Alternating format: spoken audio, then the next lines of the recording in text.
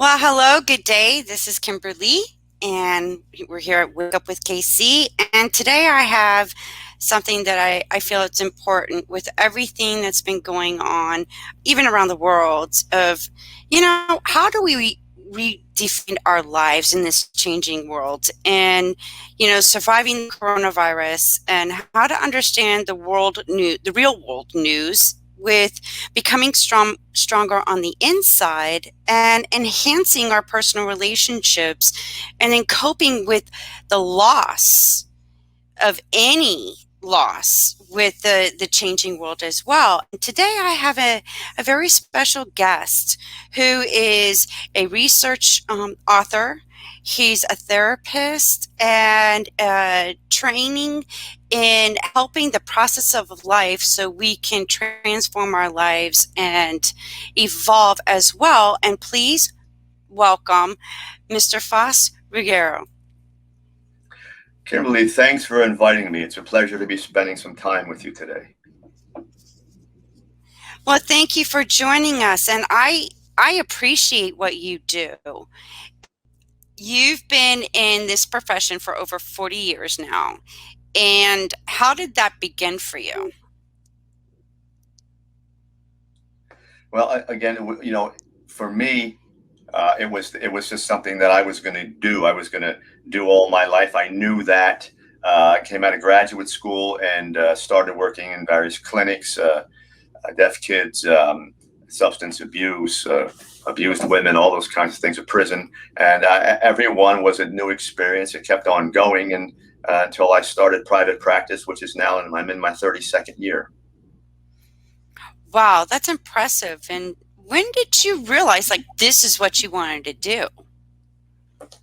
Well, it's the kind of thing that was always inside me. I think we all have our own gifts, and that's always been mine. I did that since I was a kid. I was listening to people.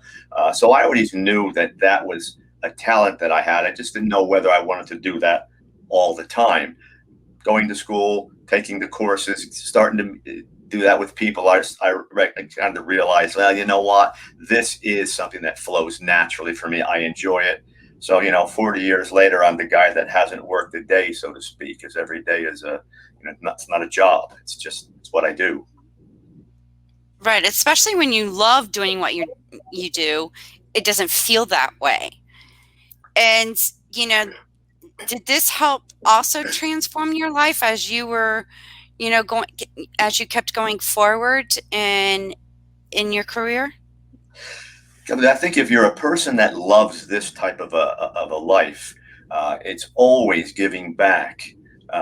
It's hard to connect with another human being and then walk away from that and say, well, I got nothing. Even if they weren't giving much, you got something. You change your approach, you learn. You hear them speak, and you hear their life story, and you learn. And as you learn, you give back, and it's a reciprocal process that never stops.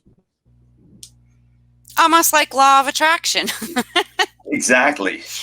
Very much so. Well, I know you've published this book and the Fix Yourself Handbook. What inspired you to write that?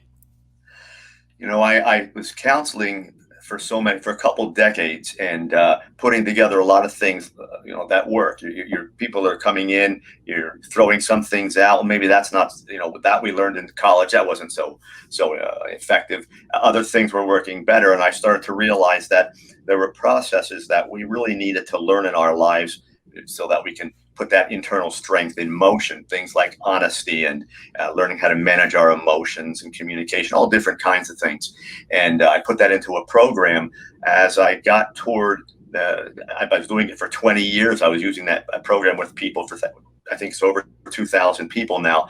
It worked so well that I just thought it's a good idea to put it in a text and get it out there so, people beyond the office can have access to the program.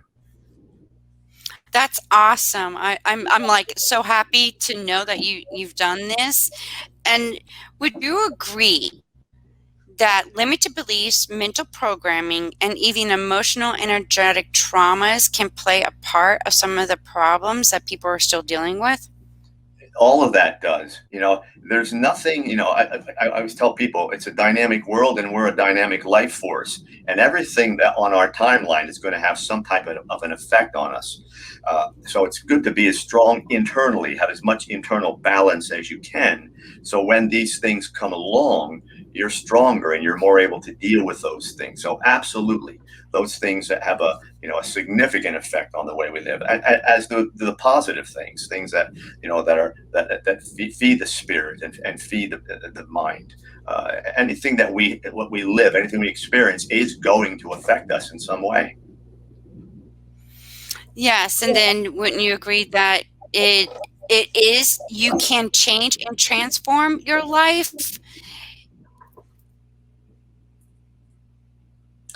We can change anything we want to change, and I keep telling people, we're hearing things like the new normal and what it's going to be like, and I look back and I say, why in the world would you want to go try to find the new normal? Why don't you create it? That's really what life should be all about. We create our forward movement. That's what I'm teaching people. That's why I wrote the book. Get strong on the inside so you're not feeling overwhelmed and traumatized by a world that's never going to stop doing those things. So why don't you just get stronger on the inside and then create your path? Stop riding someone else's wave. Make your own, is what I always tell people. It's a much more efficient, much more fulfilling way to live, and you're in control of your own life. Right. And I always tell on my podcast, and now I'm expanding to broadcasting my TV show. It's I look around, and I'm a history geek now. I just came so fascinated with the history that's there that's not being mentioned of, and I'm like, history's keeping repeating itself. It's just different timelines. When are we going to wake up? Would you agree that there's some truth in that? There's a load of truth in that. We can see it with what's going on just in our country today. We're talking about all the unrest, and people are saying now all this new stuff. And I'm saying I've been around since the late 50s. I've watched this cycle just in our modern history. We're on a third or fourth time through it, and we're doing exactly the same thing we did 60 years ago to try to change it. If it didn't work the first time, why would we work today? We have, I always tell people we should have a plan in anything that we're going to do. So if we're going to change what's going on in the nation, what is the plan to make that happen? I haven't seen it yet. Either have I. Agree with you on that. And then, to stop and pause and look back at the failures of our ancestors and what didn't work, to recognize, okay, apparently we did this and it didn't work. We got to come up with a better way of doing things. Would you agree? Do. Absolutely, we do. In our world and in our own lives, all a failure does is define parameters that don't work, and then guide you to move in a direction where you research some new things that will work. That's all. Mm-hmm. So let me ask you something. What was the hardest thing that you experienced in your life that you learned from to help you, that you could share with others? You go through life-changing events in your life, and we had a good close family when I was young, and then when I was 9, my father was 42 or 44 at the time, 42. He had a massive stroke. He lived, but he really couldn't function much anymore. And so 4 kids in the house. I'm the oldest male. I decided that, well, I guess I'm going to grow up right away. Well, talk about a colossal mistake. So I took on so much. And that probably also had to do with me moving into this profession. Things changed, perspective changes, accountability, responsibility, all the things changed. So either I was going to get stronger going through that, or I was going to let it break me. So fortunately, we came through I didn't break. There were cracks along the way, but I'm still together and I'm still doing what I need to be doing. And enjoying it and loving it at the same time. Absolutely. But let me ask you another question. It's going to be like I'm trying to get this to find out more from my guests. Is what is the most embarrassing moment that you ever had in your life that you can laugh at? I don't know that I've never been one to embarrass easily. I kind of laugh at it all, you know, I always figure, if you, when I go back and people have asked me that, what embarrassed you the most? I don't know. Maybe when I danced for the first time. I don't know. It's nothing that I don't. My mind doesn't work that way. If Hmm. you make a mistake, you laugh. You say, okay, that was embarrassing. Okay, and it's done, and you move on. You have a good time, and you don't let it be something that you take home and say, oh my God, what did I do tonight? Fortunately, I'm not a drinker or a substance abuser, so I pretty much know what what I've done every night. But yeah, and again, that's where I school people to try to be able to laugh at yourself. You are going to make mistakes. Some of them are going to be public, and if it happens, it's not the end of the world. Laugh at it, learn from it, move on. Right. I I feel now that, I'm even being consciously aware of my vocabulary, my words. And now, I don't look at mistakes as mistakes or failures as failures. I look at them as experiences to help me learn, grow, and evolve. And there's no right way or wrong way or good and bad about it. It's what I choose to do with it. Would You you know, agree? Absolutely. Mistakes really tell us that we're trying to do something. We're in the game. We're out there interacting with our world. There's nothing wrong with that, and I look at them as gifts, really. And that's what I try to coach my people to do. I say, stop looking at this thing like it's a failure and look at me and I can't do anything right. If you have made a mistake, that just means you were trying to do something. Okay, learn from it. It's a gift. It is one step further that's closer to your goal, if you will. That's all it is. There's nothing more. So you Mhm. throw that out. You say, okay, fine, I won't do that. Now that I learned from that, let's move to the next part of the gift, and you will get to where you need to go. Yes, and then you'll find more joy in the process of it. So, what is the most fondest, joyous experience that you've had along your journey? Well, I think I have four fantastic children, and every one of their births were a gift, and they've grown up to be fantastic people. So when you look at what I really really put myself into the most, it was four of them. So that is far and away the biggest gift that I've had in my life. And you've instilled into them the things that you've learned in your profession and career to help guide them and let them experience and make their experiences, whatever it may be, in order to learn from and not hinder or enable them.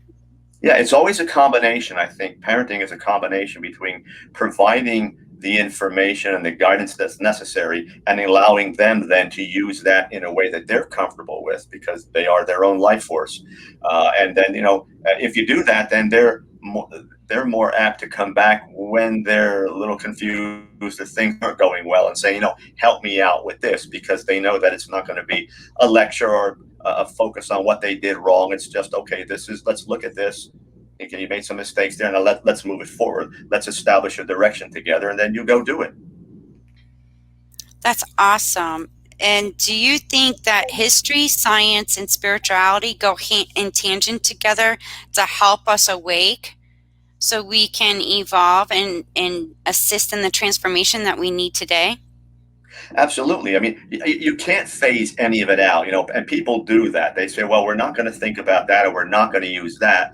The river flows and it never stops. And somewhere along the line, we have to realize that all these processes are working at the same time. And to deny any of them doesn't make a lot of sense. You may make some decisions about which ones you want to use and to what level, but to deny them makes no sense whatsoever. No, or deny them or be ignorant that it's there. Right, exactly.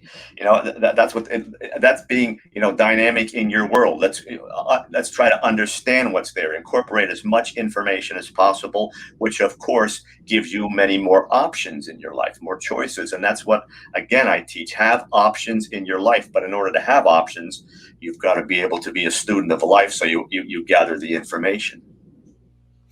So, what changes do you see in the future, and how are you continuing to make a difference in it? I think the book is a big part of that now. The counseling is there. I'll continue to do that, even if it's a part-time basis. But now to get the message out that there is a way to get stronger, because I wrote the book differently than other self-help books are written. I didn't want to get wordy. I didn't want to get give people lots of fluff and use all the acronyms and all the new stuff, all the new language they're using. I wanted to give people a good, a crisp picture of what was going on. So there's 36 chapters stocked with information on 36 different problems of life, and then the exact information that they need, of the exact steps they need to take to correct those problems. People that are doing this are really, really getting back to me and saying, finally someone has said, here, this is the information. There's no fluff. Now do these things. And if you continue to do them, because it's a life program, it's not this quick fix stuff. If you do this in 10 steps, you'll be better. That's impossible. So they're seeing that they can do this every day. There are gains to be made, and life is changing. Yes, and I haven't gotten the book yet. I'm looking forward to receiving it. But do you include about how the limited beliefs, the mental programming, even the emotional energy, it changes all the biochemistry in your body as well? I talk about those things, whether it's anger and how it can become addictive, or whether it's getting into the spiritual part of us and opening our mind to that, because people will do that as soon as they hear spiritual, anything that has that transcends the conscious mind. They have a problem with that, and I say, just go look into it, read about it, experience it, see if it fits. Don't limit your brain. Your brain is a limitless a commodity for you. It can embrace so much, but when we start saying, no, I'm not going to do that, we really start, the ceiling gets lower is what it does. And I just say, open your mind to everything and see what's there. Yeah, instead of limiting yourself. Right. And, the mind is a very powerful organ in our body. And I keep telling, my audiences and people that I try to help in coaching and whatnot, I'm like, first and foremost, you are a spiritual being. So there's some aspect of spirituality that you already have in you. And then you're a sexual being inside this human being. And And there's a that's, misconception of each and every part of those. I tell people all the time, there's a balance. We are physical, intellectual, emotional, and spiritual. You can't deny any of that. It's with us every day. I talk about love when I get to the latter part of the program, and I say, well, where do you think love comes from? And they all start talking about the heart. I said, that's a pump. That pumps blood. Then it's the brain. I said, well, the brain is an intellectual thing designed for facts. Love comes from the spirit. That's where love comes from. And when you understand that, that's when it becomes unconditional. It learns how to give and take. But again, if you've denied that part of you, then you are limited to this hallmark way of loving that doesn't exist. And that's why you program all this excitement into love. Love shouldn't have all this excitement. Love is tranquility. It's not all that. It's not that chaotic dance we do. So when I start to present these things, then they start to say, all right, well, there might be something else.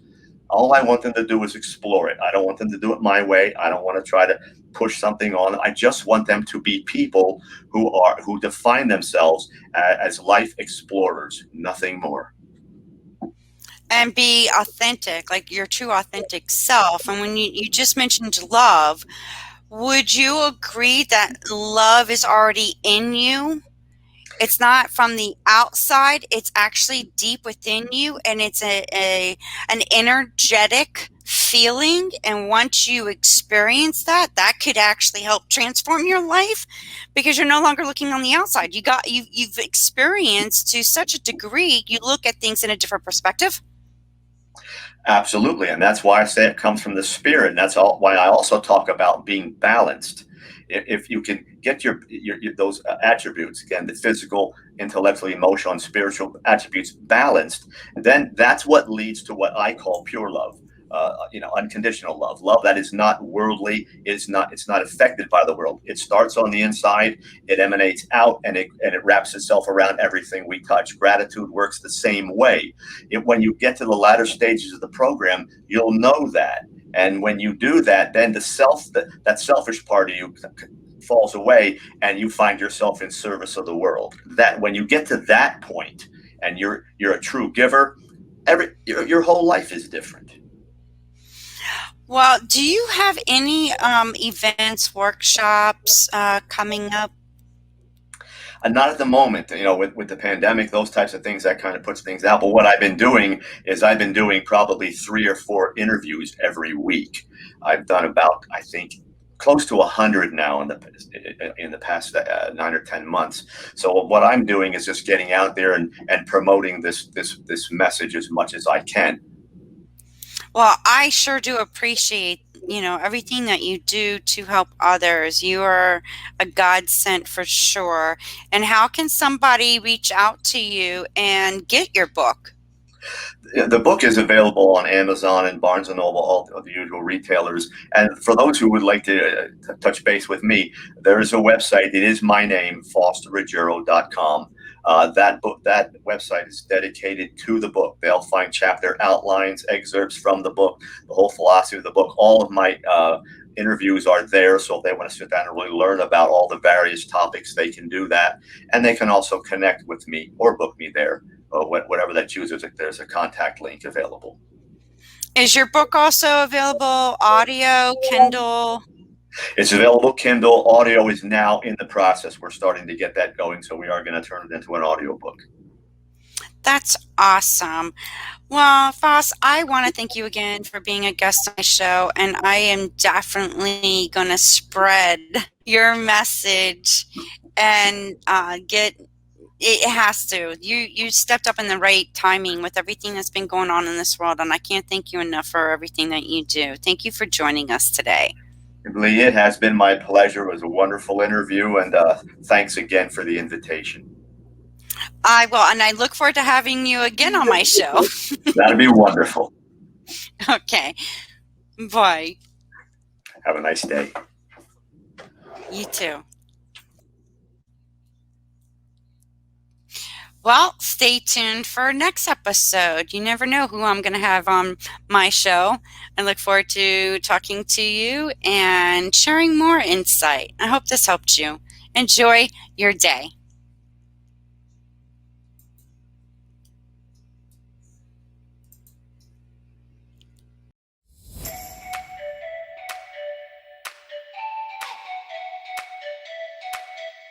Do you agree that, it's time that we all wake up and take responsibility, even for our ancestors that did not know any better?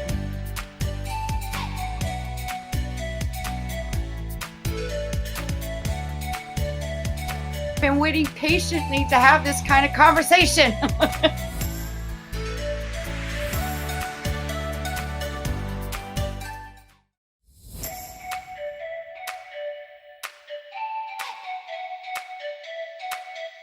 Do you agree that, it's time that we all wake up and take responsibility, even for our ancestors that did not know any better?